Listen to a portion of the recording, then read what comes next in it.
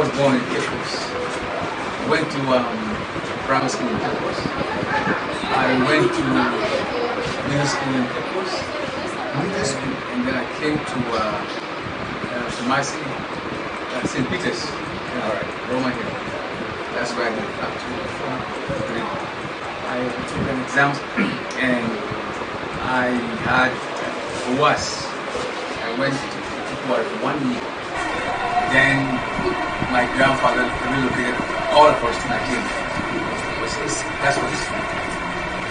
My father was born in Pecos, I was born in Pecos. But we have to go back home and identify and then come back. So I went to Nigeria, that's why I went to my education. Finished my secondary school in Nigeria. I went to college of agriculture. I did 3 years, I finished. I went to Kaduna Polytechnic. I did 2 years and I went to ABU. Zaria. I did my course there and I finished after 2 years.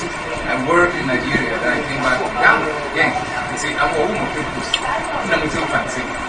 So I'm saying, well, kind of papa, that's where I'm saying, that's not your money. And see, that's me. So if you're asking, are you a citizen of Ghana or whatever, I'm a United States citizen now. I'm a US citizen now. So Ghana is home. And Nigeria is home. But Ghana is really, really home. Ghana is my blood. I was born here, I was made here my life. You do a lot of hard work in English. Why English? Well, I lived in the United States for the past 37 years now. In America. And you can speak English, Auntie or outside the United States. You speak English, and that's where I developed the concept of giving my lectures in English and all my debates, everything is in English. And so that's how I became most of my lectures. English because of when the environment, and how far English goes. You don't have a doubt in speaking fancy or cheap. You see, I'm speaking fast, but I can't do the hour anymore. You express it. I can't express it clearly in Spanish, but in English and maybe Hausa. Maybe Hausa. I speak Hausa. I speak 9 languages. Wow. I speak 9 languages. 7 of them I speak very fluently. Is it your first time? So this is my second time. Here, in this many years ago. Many years. I gave a lecture about that. The topic, yes, the number, right, that you were talking about, is about women, mothers, road to gender.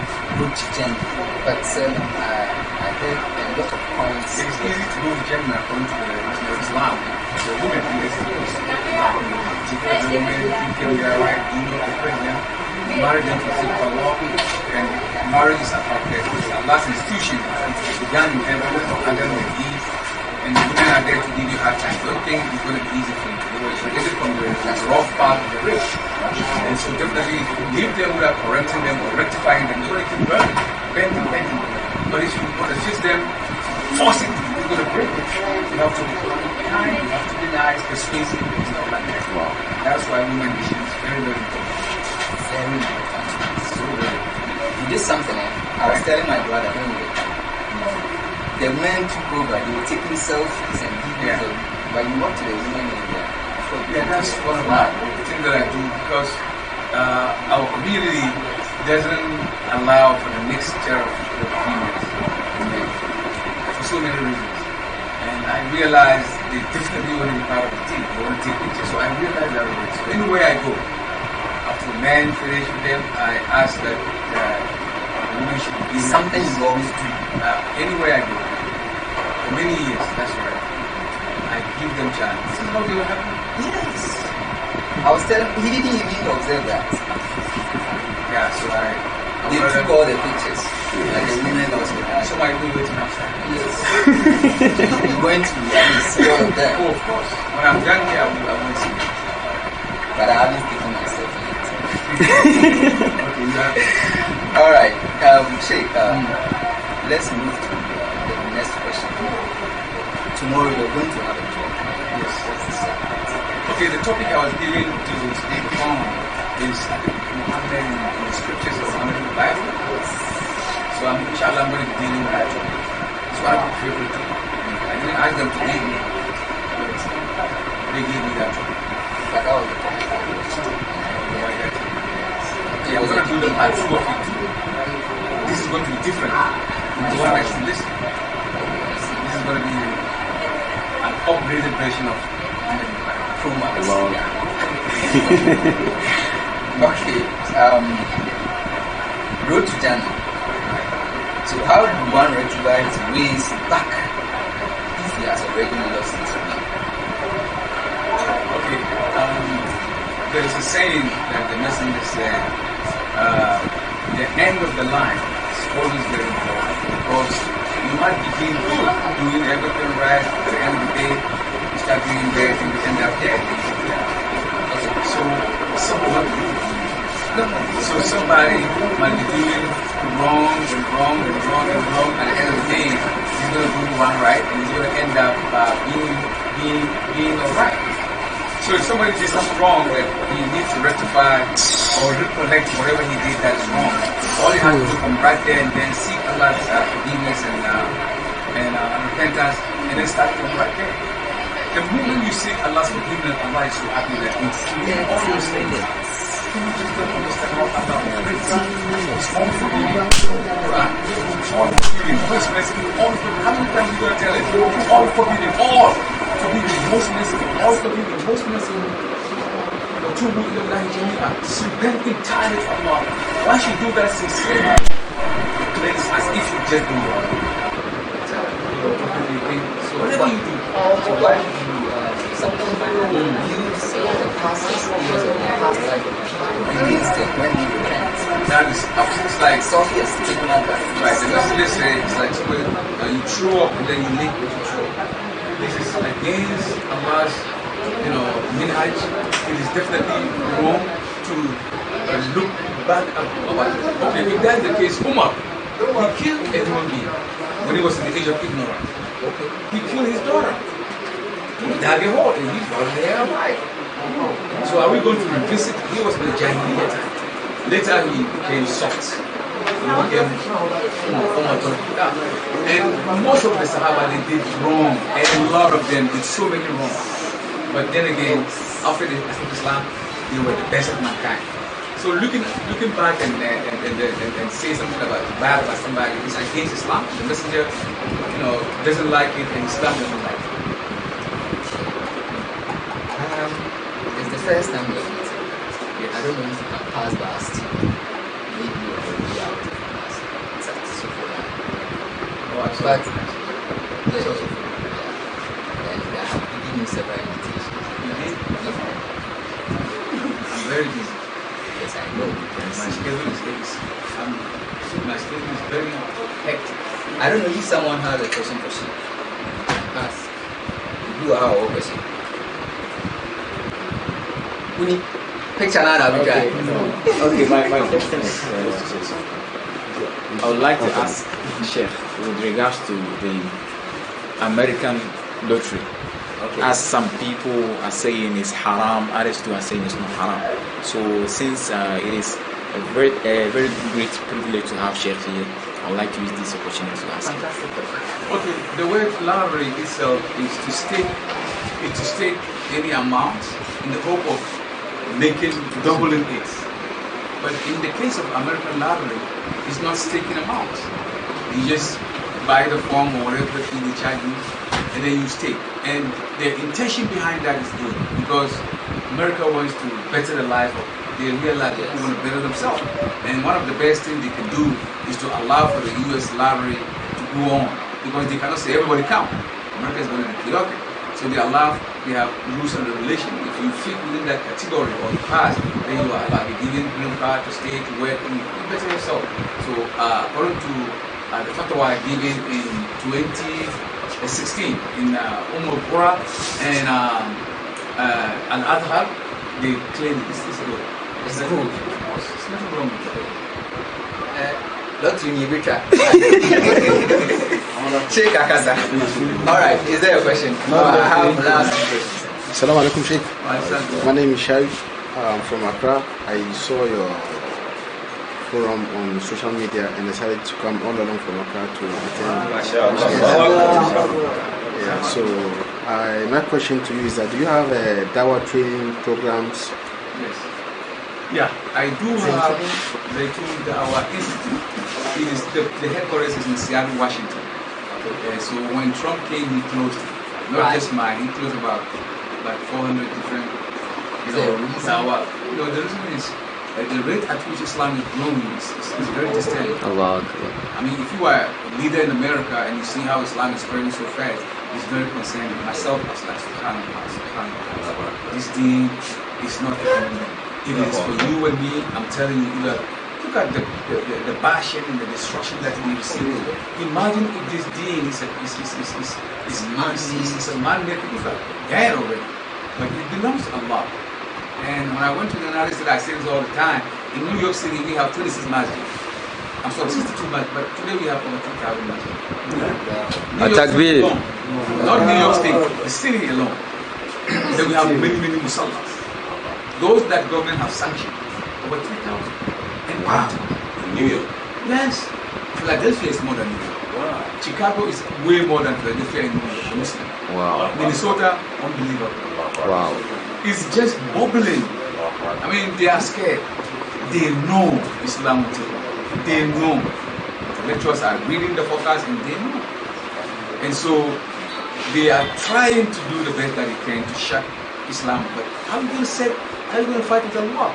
I was given a prison. I had 6 prisons in the United States that I go and give lectures around. We were given 5 days each, the Jew, the Christian, the atheist, whoever, 5 days. But eventually they cut it down to 3 days, the Muslims. They cut us down. Why? Because they say anytime we come, this fitna problem. The fitna is the people are requesting to Islam. This case not taking the whole inmate in the prison to become Muslim. And if they become Muslims, America don't know what they're going to do. So the only thing is to kill Islam with their mouth, with their system, with their ways, but you cannot do that. The Messenger said there's not a single household on the face of the earth, but someone will be a Muslim before the end of the world. Wow. There's not a place that the sun rises and set, but Islam will get there. And Islam, I've been to certain places, I've seen Islam, I cry. I never imagined in the hinterland of Amazon, deep Amazon, the largest rainforest. One of your videos. I mentioned that. Yeah. You were eating fruits. Yeah. Those were in Mexico, and then the Amazon. And they don't wear no clothes, but they took shahada. The one last question. So that's Assalamu alaikum. My name is Abdul Majid. I've been watching Sheikh's programs and I've realized that he has been quoting Bible verses off it. Okay. So I want to ask if Sheikh have memorized all the Bible and how did he did that? Actually, I didn't memorize it. What happened is that what we were trained is most 90% of the issues you have to memorize. Key issues that is pertinent to Christendom. You have to. So we have the Quranic version and then we have the biblical version. So you study that. The way you do Hifz Quran, we do the same Hifz in the Bible. So I did Hifz Bible Hifz for 10 years. I'm sorry, 10 months. Is that not what they call putting out of context? Oh no. Putting out of context is to say, like, for example, I and my father are one. You hear that, right? Okay. I and my father are one. Have you read in the Bible? What they're saying that to establish that Jesus Christ is God. But that is putting out of context. Because they say, I and my father are one, full stop. And I've had people giving you a tag that if you don't have the Holy Spirit to understand the Bible verses you could say, my wife is a white woman that I married before. Yeah. She sings in the choir, she's a singer in the church. Come to that. Whatever. Now where is her Holy Ghost? She came to give me Christianity. Okay. Yeah, she came to make me accept Christ because she saw me doing Salah. Eventually, the truth came and Sheikh, you said let them The debate you suffered was that was James White. Dr. James White. Okay. Alpha in Omega in Michigan, Detroit, Michigan. Okay, this guy, I didn't know he studied the Bible. That was at the beginning of my studies of comparative religion. So he speaks some Arabic a little bit, and he speaks Sorry. and he has studied the Quran to some extent, and he used the Quranic verses, and I didn't know all that, and I just started doing comparative religion. So when they threw the question to the community in New York, who's going to debate him, everybody's backing up. I said, man, debating, man, anytime, any day, any place, day, light, shine, whatever. So I went and we had a debate. So he gave me a hard time. I was shivering in my pants, so to speak. I was so scared. I was looking at the time. I'm hoping that they're going to say, nah, it's over. So after that debate, I said, this is it. I'm never going to fall in this situation again. So what did you do afterwards? I didn't Started learning. I didn't sleep. I was learning. I was reading anything, everything. I was reading the Bible upside down, anytime, any place. I was checking and researching, and finally, when I realized now I can speak in Congo, I asked for round 2. At that time, I did so many YouTube, and he saw them, so he refused to come. Oh, okay. I begged him. We even said we're going to pay him to come and debate with me. All right. So he refused. Why did you refuse the debate of you and Abraham and Moshe? Okay, Abraham and Moshe, for the past 5 years, a lot of people, students, they said, Shaikh, you have to debate this guy is denigrating Islam, he said the Quran is this and that, we want you to debate. I said, okay, no problem. So finally last year, and somebody came, they came to my house, unannounced. There's this guy, Prophet TV. Prophet TV, yeah. Prophet TV called and said, look, Shaikh, you have to debate this guy. I'm a Christian, I don't like this guy. Even though I'm not a Muslim, but we believe in God, we believe in heaven, hell, this and that. Jesus, Mohammed. That's what he said. What he told me. He said, so I would like for you to give him a beating. He's my colleague. Really? Ask him. So he said, okay. I said, okay, I agree. Now I think it's time to debate this guy once and for all. So I agreed. And so he said he's going to call Abraham so we can talk. I said, no. No. I want to debate with you. I'm not going to say, how are you? No. Let's meet at the battlefield. That is my policy. So he said, okay, then please let's open a WhatsApp group, myself, him, and you, please. I said, okay, fine. So he said, hello, hi. So finally they said, okay. The date was set. The date was set. The flyer was out. Yes. So they asked me which topic. I said, I will give it back to him. Let him take any topic. I don't want to give a topic and he's going to say, oh, okay, I mastered that topic. So I said, you pick the topic. And finally, the said, okay, since you don't want to give a topic, I understand. You, Abraham, you said Islam is wrong, Christianity is wrong, there is no revelation, it's CFS, or common sense, whatever. Mohammed, I will say that's not the case. So why don't we do part 1 and part 2? But let's start with part 1. Part 1 is Mohammed a true prophet of God? So I said, I agree. Okay. They proposed, I agree. So finally, Abraham said, that's what Abraham said. He said, so which language are we going to debate about? I said, English, of course. Oh, yeah. He said, well, he's going to go and provide his people. I said, okay, fine, no problem. So he came back and said, okay, majority of those who listen to me are Cree speakers. So I think we should speak. I said, I cannot speak Cree. I cannot express myself clearly the way I want. So in English, I can. You speak English. Plus 90% of my audience don't speak English. So he said, okay, then let's speak Cree, half English. I said, no, I'm not going to mix. I'm not going to confuse anybody. Let's speak English. English, I'm ready right now. Every minute. This second, I'm ready. Okay. So he's okay, well, he's going to talk to them again. That was the end of the day. And then finally, after he left, so he left within 2 days of he's trying to get in touch with him. Then Halifa, you know Halifa? Yes. I was about to mention. And he came in and subhanAllah, Halifa was throwing blows. I said, come on, Halifa, take it easy. He was throwing low blows and everything. And he said, he don't deserve to debate with you. Yes. But what happened was that Abraham went and did a special thing with you too. Okay. In other words, if we do that debate, it's going to be, for that first 2 hours, he's going to generate close to 1 million. $1 million. Is that how it works? You know how to play the game. Oh. So he set it up, and somehow Halifa and a few other bloggers exposed him. So we we went and checked and we realized that he's all for money. Not for the CFAs, he's making his money. So if he debate me, the thing is, people all over the world, they're going to view. Of course. And he's going to make money. So Halifa and all these bloggers, they say no. So it became a fight. Some are saying Shaikh debating once and for all. Some say don't debate him.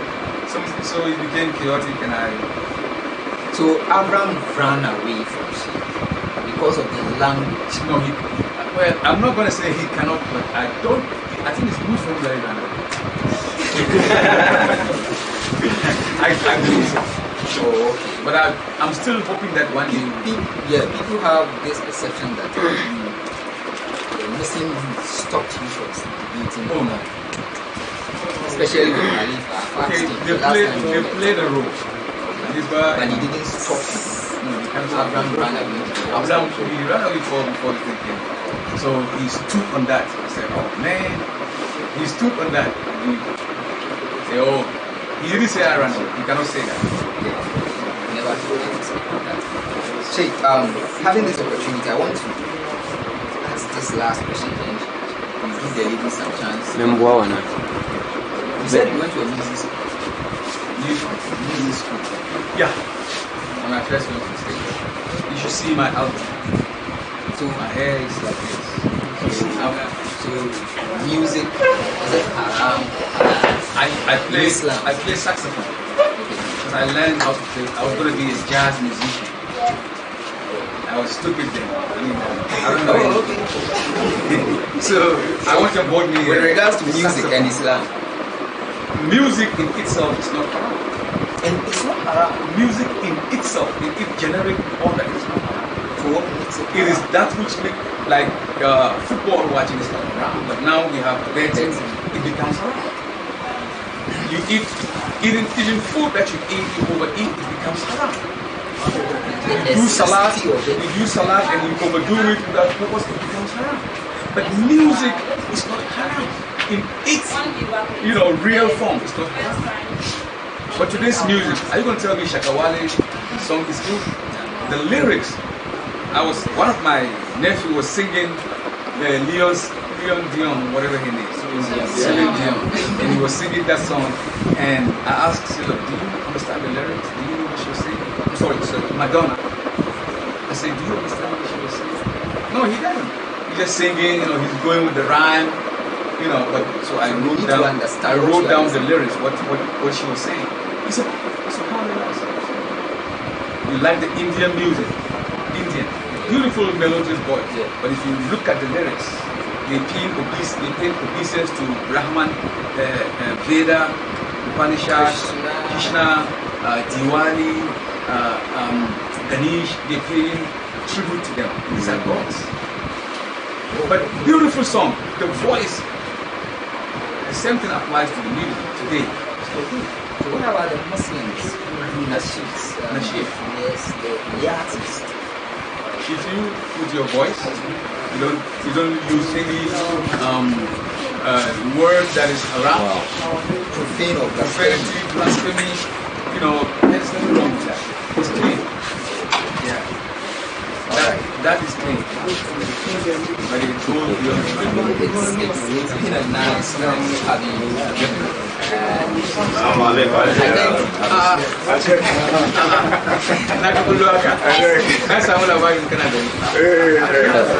think I have. Oh, I think I have to retire after this interview. Seriously? Yes, because the man who made me to interview him is a privilege. If anyone has a question, I'm talking about the ladies. Yes, the ladies should have That would be the last give us some bit of The questions. ladies, you have any question? The ladies first. Ladies, No question. Any lady with a question to share? No, put your question in their mouth. No, yeah. That's the last. Yes. No question. Go ahead. sure. My question is, nowadays we have the young minds and the youth who are growing, they are yearning to become scholars. So I want to know the process that one needs to go in order to become a scholar. So you feel like you are more than Well, it should be more than me. But that's what I told Shaikh Ahmed Didat. In Durban, in Brooklyn, New York, when he came, I didn't know he was coming from us. So when he came and gave 15 minutes talks, the Imam said, for those of you who've never seen Didat, this year he's going to go to Baton Rouge, Louisiana to debate James Potter. So I was like, SubhanAllah, Didat here? So he came and he delivered a talk for 15 minutes. Before he finished, in my heart, I knew Abdallah. I kept telling myself, I said, Abdallah, you're going to be just like this man. You know, so finally we talked to him and eventually we had a scholarship to go to Durban for 1 year. But I did 10 months. I was so hungry with knowledge that I finished that in 10 months. I came back to the States and eventually I built more upon it. And back then in the States, we don't do debates like that. So I started the debates. And so people Someone wants to be more like more. So you want to be, well, The hunger for you have to read. Number one, you have to read a lot. When you finish reading, you start to read all over again. Once you finish reading all over again, then you begin to read again. See, I read everything. I read everything, all religions. I read science everywhere, anywhere, any scripture, everything. It took me many years. He knows that. It took me many years before I became whoever you think I am. With all humility. But you have to read. It's all about reading. But not just reading to understand. To be able to articulate and create your own path. That's all right. Just like now. Okay, the closing remarks of which one is it? Okay, before we go to the closing, how do you deal with your name, as in the fame, as in and then your personal life? Okay, well, things like this, maybe it's the reward from Allah. It comes along with so many things. The fame, I don't know. You don't know you are popular. They do tell me that I want to do things easy. But you don't feel it. Because I know they know me. But I'm just taking it one day at a time. But I realize that there is... So as you are moving ahead, can you pass by any junction and buy? No, it's not easy. It's not easy. Yeah, because I know they're going to be doing it. Yes. I did that once. I went to our office by Nima Runabout. Yeah. Firdaus Foundation, that's our office. Myself and Sheikh Niyama. I said, Sheikh, I'm going to take a walk in Nima Island. I'm going to walk in the ground. I have to run back. You have to run back. I didn't literally run, but I cut short because I just passed by once that circle. So before you realize the camera is rolling and everything, so how do you? I was going to tear down. Tears started rolling. So how do you deal with that aspect? Is it the humility aspect of? Yeah, that is one thing. No matter how popular you become, no, you have to be humble.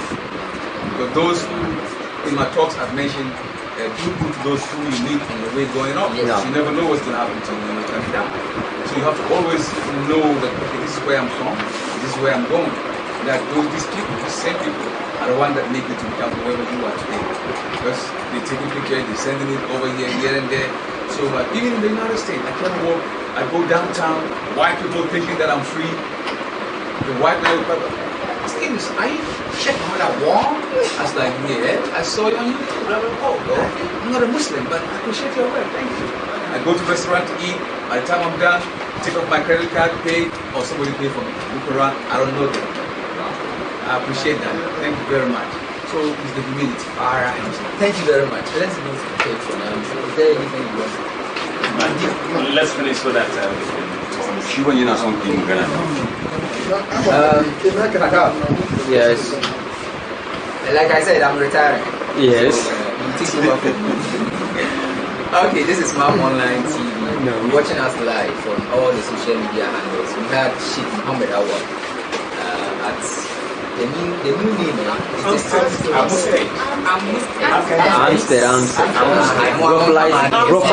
Brothelize is more. Brothelize it. Brothelize it. Is it Amusteg or Amsteg? Yeah, that must be Nyango. Yeah, of course, I'll send it to your number. You have my number. Of course. You need to know. maybe, Just send me a message, tell me you guys are interviewing. of course, Then I'll do that. Inshallah. Well, Thank you remember Shaban Mukhtar, Legon? Yeah. Your son. He's my junior. Yes. He's my brother. Yes. Small world. All right. Greetings to Inshallah. everyone. No. Let's move to the next thing. Now. So, Okay. yes. Oh, I was born in Cape Coast. Went to